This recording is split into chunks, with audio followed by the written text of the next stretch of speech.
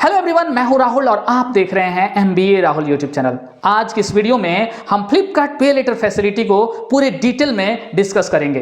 इसके जो भी बेनिफिट्स हैं और इसके जो भी ड्रॉबैक्स हैं, यानी इसके फायदे और नुकसान पूरे डिटेल में इस वीडियो के थ्रू मैं आज आपको बताने वाला हूं।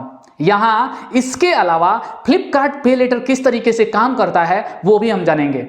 इसके साथ साथ इसके जो भी अदर डिटेल्स हैं जो आपको डेफिनेटली जान लेना चाहिए, वो सारी की सारी जानकारी इस वीडियो में आज आपको मिलने वाली है। तो वीडियो पूरा जरूर देखिएगा और चैनल को अगर अब तक आपने सब्सक्राइब नहीं किया तो प्लीज सब्सक्राइब कर लीजिए। वीडियो अगर पसंद आए तो वीडियो को लाइक कीजिएगा, शेयर कीजिएगा। तो चलिए वीडियो को शुरू करते हैं। फ्लिपकार्ट पे लेटर की फैसिलिटी को पिछले 2 सालों से मैं यूज कर रहा हूं और इन 2 सालों के दौरान इस पे लेटर फैसिलिटी के बारे में बहुत सारी मुझे नेगेटिव और पॉजिटिव दोनों तरह की बातें पता चली और ये बातें मैं आज आपके साथ शेयर करना चाहता हूं।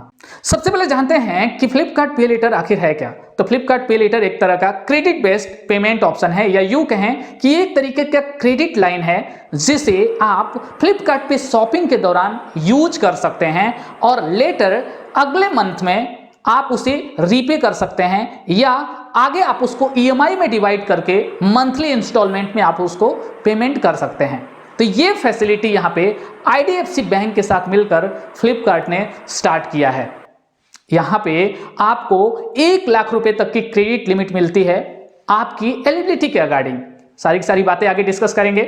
सपोज दैट फ्लिपकार्ट से अगर आप कोई प्रोडक्ट बाई करना चाहते हैं, कुछ खरीदना चाहते हैं, लेकिन उस प्रोडक्ट को खरीदने के पैसे आपके पास नहीं हैं, ऐसे में फ्लिपकार्ट पे लेटर आपको क्रेडिट प्रोवाइड करता है जिसे यूज करते हुए आप उस प्रोडक्ट को बाई कर लेते हैं और वो जो आपका ड्यू अमाउंट होता है उसे आप अगले मंथ में पे कर देते हैं या आने वाले कई मंथ में EMI के रूप में आप उस कॉस्ट को डिवाइड करके मंथली इंस्टॉलमेंट में आप उसको पे कर देते हैं। तो स्पेशली उन लोगों के लिए ये ऑप्शन बहुत ही बेहतर है जिनके पास एट द टाइम प्रोडक्ट को बाई करते टाइम पैसे नहीं होते हैं। अब जानते हैं फ्लिपकार्ट पे लेटर के कुछ स्पेशल बेनिफिट्स के बारे में। तो यहाँ पे इसका सबसे पहला बेनिफिट तो ये है जो अभी मैंने आपको बताया कि आप यहाँ पे प्रोडक्ट का जो पेमेंट है उसे करेंटली ना करके फ्यूचर में नेक्स्ट मंथ उसे कर सकते हैं या उसे EMI में डिवाइड कर सकते हैं। सेकेंड ये है कि जब भी आप प्रोडक्ट को बाई करते हैं तो अगर आप उसे नेक्स्ट मंथ के 5 डेट तक उसको पे कर देते हैं तो इसके लिए आपको कोई भी इंटरेस्ट नहीं देना पड़ता, यानी आपको 30 डेज तक का इंटरेस्ट फ्री पीरियड मिलता है यहां से अगर आप प्रोडक्ट को बाई करते हैं तो। यानी फ्लिपकार्ट पे लेटर की फैसिलिटी को यूज करते हुए आपको इंटरेस्ट फ्री 30 डेज तक का क्रेडिट यहां पे मिल जाता है। इसके अलावा यहां से फ्लिपकार्ट पे लेटर फैसिलिटी को अप्लाई करना बहुत ही आसान है। जी हाँ, आसान इसलिए है कि इसको अप्लाई करने के लिए आपको केवल और केवल अपनी KYC करनी होती है, eKYC, यानी कि आप अपना आधार नंबर वहां पे डालते हैं और OTP के थ्रू आपकी KYC यहां पे कंप्लीट हो जाती है और ये क्रेडिट लाइन यानी फ्लिपकार्ट पे लेटर की फैसिलिटी आपको मिल जाती है। इसके अलावा जो इसका अप्रूवल टाइम होता है वो भी बहुत ही फास्ट होता है, इंस्टेंट होता है, यानी कि आपको पे लेटर को अप्लाई करते ही इंस्टेंटली विद इन मिनट आपको पता चल जाता है कि आपको ये फैसिलिटी मिल रही है या नहीं मिल रही है। फ्लिपकार्ट पे लेटर को यूज करने का नेक्स्ट बेनिफिट है क्रेडिट एनहेंसमेंट या क्रेडिट जनरेशन, यानी कि अगर अब तक आपकी क्रेडिट हिस्ट्री जनरेट नहीं हुई है, आपका सिविल स्कोर जनरेट ही नहीं हुआ है, तो अगर फर्स्ट टाइम आप यहां से अप्लाई करके अगर आप इसको यूज करना स्टार्ट कर देते हैं तो आने वाले टाइम में आपका क्रेडिट हिस्ट्री यहां से बिल्ड होना स्टार्ट हो जाता है और काफी अच्छा हो जाता है, जिससे कि फ्यूचर में आपको अदर किसी बैंक से लोन लेने में या अदर कहीं से क्रेडिट कार्ड लेने में आसानी हो जाती है। अगर आप इसको टाइमली यूज करते हैं, आपका क्रेडिट स्कोर पहले से जनरेट हो चुका है, तो इसको कंटिन्यू यूज करने से आपकी क्रेडिट हिस्ट्री मेंटेन रहती है और बढ़ती रहती है अगर आप टाइमली पेमेंट कर रहे हैं तो। इसके अलावा यहां एक और फैसिलिटी आपको प्रोवाइड की जाती है, वो होती है EMI ऑप्शन की फैसिलिटी। आप चाहें तो जो भी आपके प्रोडक्ट का कॉस्ट है उसे आप EMI में डिवाइड कर सकते हैं और मंथली उसे रीपे कर सकते हैं। इसका नेक्स्ट बेनिफिट है पार्शियल रीपेमेंट, यानी कि आप अगर ड्यू डेट पे अपनी पूरी अमाउंट पे नहीं कर पा रहे हैं तो आपको यहाँ पे आपके ड्यू अमाउंट का कुछ % अमाउंट यहाँ पे करने की फैसिलिटी आपको दी जाती है। ये तो हो गए फ्लिपकार्ट पे लेटर के कुछ स्पेशल बेनिफिट्स या यूं बोलें कि इसके फायदे। अब बात करते हैं इस पे लेटर फैसिलिटी के कुछ ड्रॉबैक्स या यूं बोलें कि इसके नुकसान कौन कौन से हैं। सबसे पहला तो ये है लिमिटेड यूजेज। जी हां, आप फ्लिपकार्ट पे लेटर को केवल और केवल फ्लिपकार्ट से शॉपिंग करने के लिए यूज कर सकते हैं। इसका नेक्स्ट ड्रॉबैक है this is not available for everyone. ये हर किसी के लिए अवेलेबल नहीं है। अगर आप फ्लिपकार्ट के रेगुलर कस्टमर रहे हैं, आपकी जो परचेज हिस्ट्री रही है वो अच्छी रही है, या यूं बोलें कि अगर आप पहले से दूसरा कोई क्रेडिट कार्ड या दूसरा कोई प्रोडक्ट, लोन प्रोडक्ट यूज कर रहे हैं, आपकी क्रेडिट हिस्ट्री अच्छी रही है, तो ही आपको ये फैसिलिटी यहां पे मिलती है। अदरवाइज आपको ये फैसिलिटी नहीं मिलती है, आपका एप्लीकेशन यहां पे रिजेक्ट कर दिया जाता है। इसका नेक्स्ट जो ड्रॉबैक है वो है इसका इंटरेस्ट रेट। जी हां, आप जब भी कोई प्रोडक्ट यहां से बाई करते हैं फ्लिपकार्ट पे लेटर को यूज करते हुए, और अगर आप उसका पेमेंट ईएमआई में करना चाहते हैं, यानी कि आप अगर ईएमआई ऑप्शन को चूज करते हैं, तो उसके लिए आपको 24% एनुअली यहां पे इंटरेस्ट इसके लिए देना पड़ता है, जो कि बहुत ही हाई है। जनरली अगर हम देखें तो क्रेडिट कार्ड की सिचुएशन में ये इंटरेस्ट रेट 12% से लेके 16% तक का ही होता है, लेकिन यहां पे 24% का इंटरेस्ट रेट काफी ज्यादा है।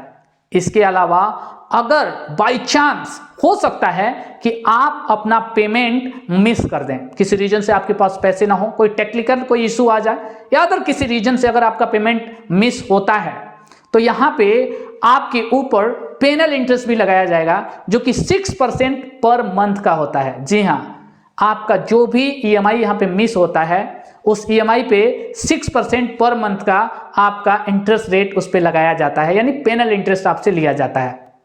इसके अलावा आपका जो डिफॉल्ट है वो यहां पे सिविल को रिपोर्ट भी किया जाता है, जिसके चलते आपकी जो सिविल स्कोर है वो डाउन चली जाती है।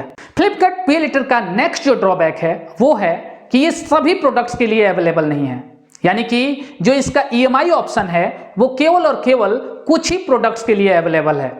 आप हर एक प्रोडक्ट्स को यहां पे ईएमआई के थ्रू बाई नहीं कर सकते हैं, या यूं बोलें कि अगर 2500 से नीचे का कोई भी प्रोडक्ट आप बाई कर रहे हैं तो आप उसको ईएमआई में कन्वर्ट नहीं कर सकते हैं। इसका नेक्स्ट ड्रॉबैक है लो क्रेडिट लिमिट, यानी कि जब फर्स्ट टाइम आप फ्लिपकार्ट पे लेटर की फैसिलिटी को अप्लाई करने के लिए जाते हैं, तो फर्स्ट टाइम जो आपका अप्रूव क्रेडिट होता है वो आपका मैक्सिमम 1000 या 2000 तक का ही हो सकता है। यहाँ पे जैसे जैसे आप यूज इसको करते जाते हैं तो धीरे धीरे आपकी जो क्रेडिट हिस्ट्री है वो बिल्ड होने लगती है, और यहाँ पे आपकी परचेज हिस्ट्री भी साथ साथ बिल्ड होती है, और आपकी जो लिमिट है वो आगे बाद में चल के बढ़ा दी जाती है। तो यहाँ पे स्टार्टिंग में आपको कोई बड़ा अमाउंट का अगर प्रोडक्ट आपको बाई करना है या आपको बड़ी क्रेडिट लिमिट की जरूरत है तो वो आपको यहाँ से नहीं मिलने वाली है। इसके बाद से इसका नेक्स्ट ड्रॉबैक जो कि स्पेशली मैंने फेस किया, जो मुझे सबसे बड़ा इसका ड्रॉबैक लगा, वो है इसका ड्यू डेट। इसका ड्यू डेट हर मंथ के 5 डेट को आता है, यानी कि आप फर्स्ट डेट को आप कोई शॉपिंग करें तो, या 30 या 31 को करें तो, फिर भी आपको जो रीपे करना है, जो इसका पेमेंट करना है, वो आपको आगे नेक्स्ट मंथ में 5 डेट तक ही आपको कर देना होगा, यानी 5 इसका ड्यू डेट होता है। तो सपोज दैट अगर आपने 31 या 30 को अगर कोई शॉपिंग की तो उसके लिए आपको मैक्सिमम 5 to 6 डेज तक का ही टाइम यहाँ पे मिलता है रीपेमेंट करने के लिए। अब बात करते हैं इसके लिए जरूरी कस्टमर सर्विस की। तो अगर आपको फ्लिपकार्ट पे लेटर से रिलेटेड कोई भी क्वेरी है, कोई भी क्वेश्चन है, तो आप यहां पे फ्लिपकार्ट कस्टमर केयर को अप्रोच कर सकते हैं, वो डेफिनेटली आपकी इसमें हेल्प करते हैं। अब बात करते हैं फ्लिपकार्ट पे लेटर फैसिलिटी को अप्लाई करने के लिए जरूरी एलिजिबिलिटी क्राइटेरिया की। तो यहां पे कोई जरूरी नहीं है कि आपका सिविल स्कोर जनरेट हुआ हो।